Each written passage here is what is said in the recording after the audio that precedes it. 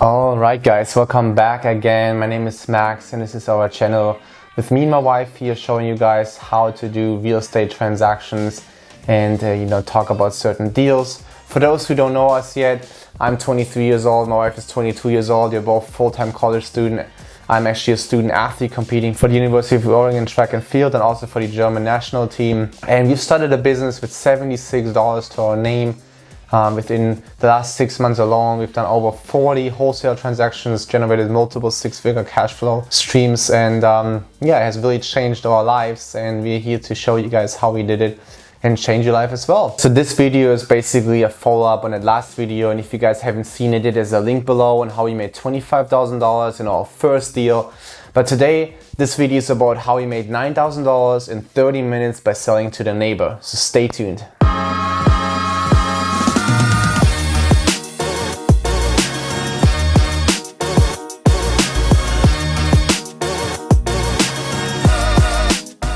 Alright guys, like I mentioned, we made $9,000 in literally 30 minutes. How do we do it? So that first mailing campaign that I previously mentioned in that video and how we made $25,000 in our first deal, we found basically buyers by sending out that mailing. We actually found more than one deal. Obviously that first one was our first deal we've ever made. They made us $25,000, but we also had another deal which was really unique itself as well. It was in a way a similar structure. The owner called us, they were out-of-state owners, and they actually got that property inherited a couple months ago, so their parents passed away as well. I don't know if it was because of COVID or whatsoever, but it was the same situation. They owned it. They were actually living in California. It was a property here in Oregon on the Oregon coast. And same situation, they actually have never seen that property, and they said, thank you guys for reaching out to us. We literally just got paperwork for that property. We don't really know what to do with it. We initially thought about putting it on a market with a realtor, but you reached out before, so we were deciding to give you the chance to buy that property because it would make it quicker for us. Now, they were not in any distressed situation. They just had no use for the property, so they gave us a property, and we looked at it, and it was basically in a really nice neighborhood with a lot of new developments, and it was the only lot that was not yet developed in that entire street. So me looking at it, I was like, okay, so what should I do? We can either just advertise it, just like the first deal that we did. At this time, we're actually working on that first deal that we just did. It was kind of like at the same time, within that same week. This one just closed a little later than the first deal that we made. It closed the week after. We got that property under contract the same way, and I was looking at it and saw, okay, so basically 5 properties were touching this property, and 5 of them were already developed. There were already homes on it. So what we did, we circled, those 5 properties in certain tools, like you can use PropStream, you can use Agent Pro 24/7, or Title Toolbox. These are basically tools where you can pull lists online of property owners, so you can farm those property records by just finding that property. So we had the address of the property we had on a contract. We put that address into the search box. We located the property, and then we basically realized, or we were basically able to pull the information of all those 5 properties nearby touching this property. So we went ahead, pulled their owner's information. Obviously we had the address because they were all living in those properties, and then we skip traced them. And at this point we used the tool like Fast People Search. There are multiple skip tracing tools you can use on your own by just having the owner's name, their address, where they're located. You punch this in there, and in most circumstances you find their as much information as is available publicly. So in most cases you find their phone number, and there are multiple phone numbers for each record. So we went ahead, Kate and I went ahead and actually called those neighbors out. Basically, once we had that property in contract, we did that research, which took us 15 minutes or so to go online and locate those 5 neighbors and skip trace them. We called them. The first 2 neighbors actually didn't answer. The third one was not interested.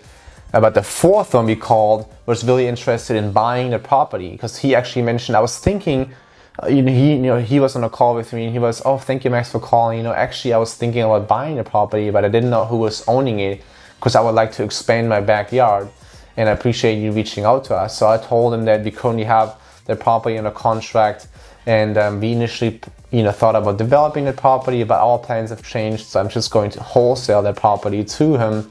And he said, that's fine, what's your price? We had that property under contract for $20,000, and initially I was trying to sell it for $40,000 because we had that one deal that we just made $25,000 and it was under contract. So I was like, okay, might as well, try our highest.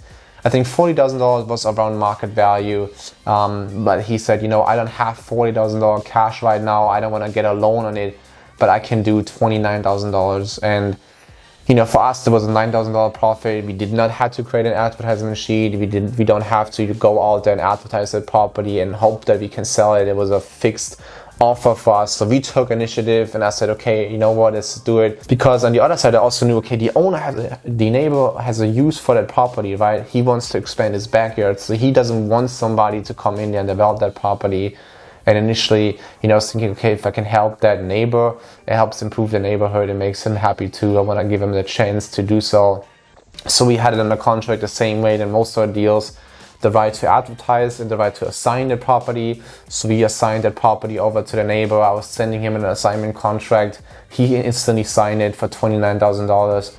And then I put it into a different escrow company while we were working with that company initially that had some issues on our first deal, but it was already in there while working with them.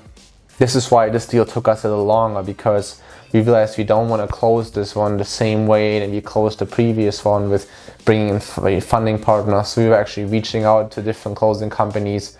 So we told those people, you know what, give me a couple of days to find a closing company that can do it, especially because the neighbor knew that we're going to assign it over to him. And so we were calling around and we actually found a closing company who was investor friendly. They understood the process and they said, you know what, we can do it. So we went ahead and gave them the contract for both transactions, the contract with the owner and the contract with the buyer, and the assignment structure. We explained it. They've done certain deals like that in the past, so they're used to the process. So it was pretty simple. Initially, I was thinking about, transferring our first deal that we had, the $25,000 deal, to that same closing company, but it didn't work because you're already too far in the process. They already did all the title search, so we were ready to close, and I didn't have the time to wait again to open another escrow. So we actually, for this deal, got private money involved. But for the other deal, we had a little bit more time. We were working on that first deal that made us $25,000, and then a couple weeks later we were able to close that second deal. Now it took us obviously like 3-4 weeks until we got that cash, but the total work we put in was literally 30 minutes until we had it on a contract. We hung up talking to the owner, we did that research, we found the neighbors, we called the neighbors, we negotiated the terms. I had a template of an assignment contract, I sent it to their email, they signed it. That entire process literally took 30 minutes. It was super simple. And after 30 minutes, it was all done. Now, of course, we had to find closing companies. I don't count this in there. If you want to count this in there, it might have taken us an hour total work to close that entire deal. I made $9,000 on that deal.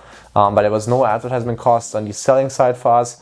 It was extremely simple. And it was the first time we realized, hey, we can actually sell some of that stuff to neighbors living nearby. They wanted to expand their backyard, or they want to do some development in that area they already live in.